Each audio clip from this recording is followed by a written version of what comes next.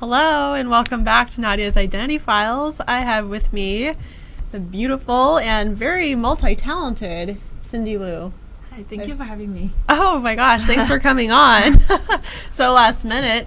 Cindy's also helping us out at WCOBM and doing a phenomenal job. How do you like it so far? Oh, it's been great. I've been learning so much about, TV network and media and social media. And everything. And speaking of media, obviously you can pick up on the theme of today's segment. We're really focusing on being impact-driven in media and purpose and issues of underrepresentation in media.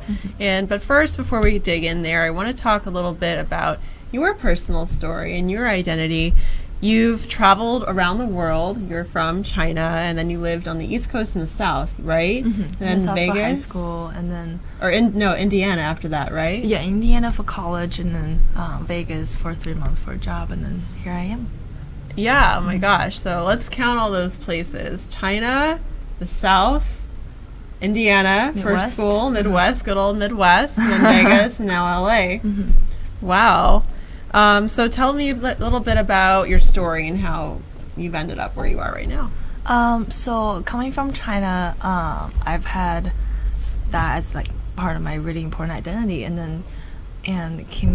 came here for high school first, and then there was in the South, and I realized I was one of the only Asian in my community where I felt like, oh, I don't have to think about me being different. I just want to try to fit in. I try to learn what they're doing, and doing the same thing as a visitor, trying to fit in that way. And I realized everyone's being really nice and kind to me. I never really had the knowledge of stereotypes or racism and back then, so I didn't really.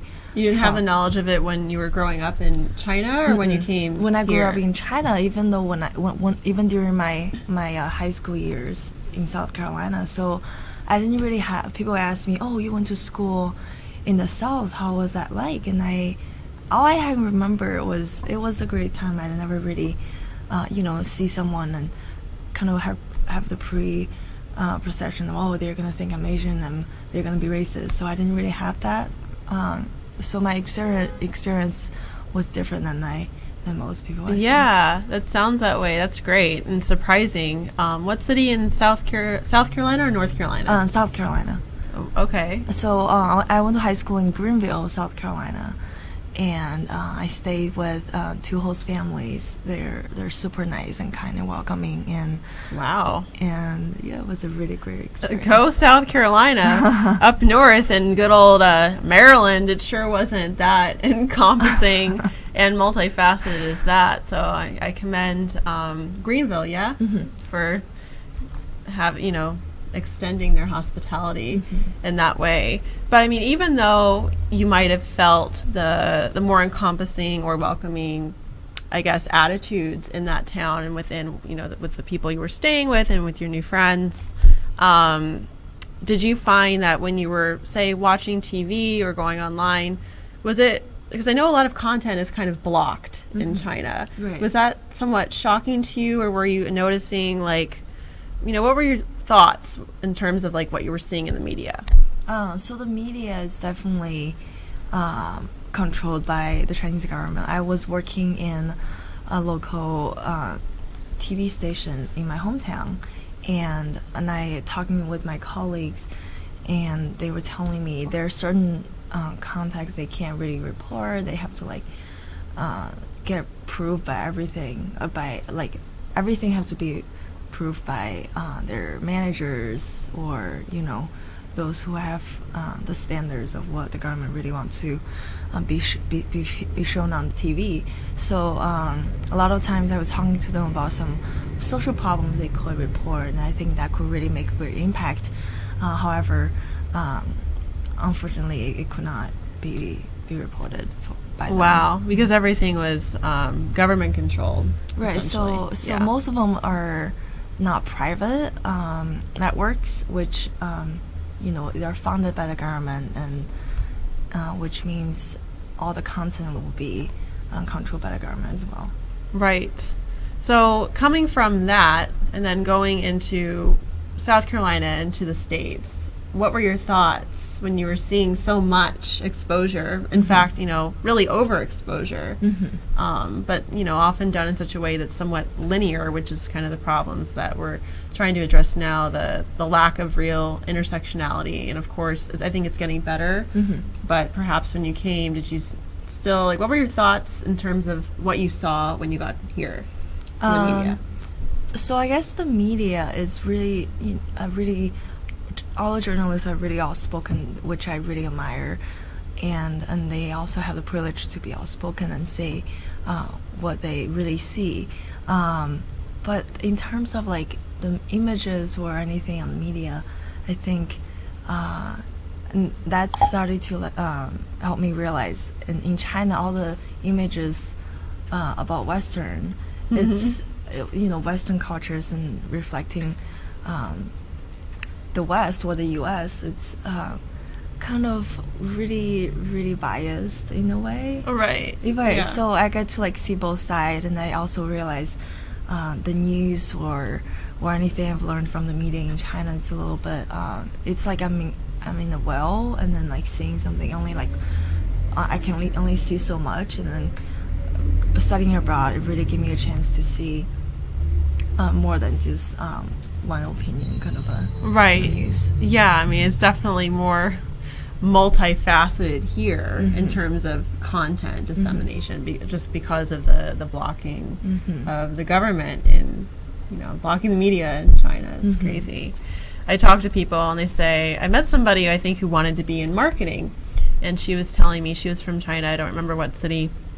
I think Beijing, and she said she can't use Facebook there. And she was, when she came here, there's still a company there in China that wanted her to do stuff on Facebook, but she couldn't do it when she was there, so they sent her here to work. So she could utilize Facebook. Yeah. And your work in digital marketing as well. You have an interest in digital media and a lot of knowledge in that area as well, I'd like to add. But, in terms of marketing, do you feel that marketers, particularly digital, because that's where most of us are consuming our content now, have some sort of responsibility to uphold show diverse cultures in a positive light? Or do you think that they only have a responsibility to their clients and whatever their clients ask for? Pigeon Man outside. Throwing that out there. He has a cage now. That's frightening. Sorry. So yeah, I do think that digital media can be a little bit underrepresented. Even when I had to seeking jobs, looking online, what kind of positions are out there. Almost most companies are looking for digital media specialists or digital media managers with that kind of knowledge in digital, and I think it's really in demand because people didn't realize how impactful it could be until just recent years, right? And because everyone has a phone and everyone spend most of their time on their phone or computer in front of a screen, so digital marketing definitely is really impactful in marketing and advertisement. Yeah, but I think what I want to touch on is, do you think that we as marketers, we should be pushing forward with being as impactful as we can? Or do you think that that's not something that we necessarily should think about? Sometimes when I'm working with clients, even if they have no desire or no idea about being impactful or social justice issues, I just try to kind of move their attention to the idea of purpose and the importance of having purpose in everything that they do. So to that end, I try to move them in a direction that would be impactful, so to speak. Yeah. Right. So yeah, I do think that digital marketing, you can bring in different content, such as if you read newspaper as one channel of marketing anything, you can only see pictures or a lot of things you can't really express as emotions or. True. I feel people get biased because of why they buy it. why they do it than like what it is. So Yes. and I feel like digital like the fact that digital marketing can bring like a multimedia kind of More of a like a multi-dimensional type dimensional of feel. kind of feel. So you can like post like videos that'll give people more idea of what your business is about or what your Right. service is going to be serving. It's easier to tell a story that feels more dynamic. Mm-hmm. Yeah. It's awesome. Well, thank you so much, Cindy, for hopping up here with me thanks and for coming having out me. of the green shadows in the back. And when we come back, I'm going to talk with Becca, and then we'll have our roundtable conversation. Stay tuned.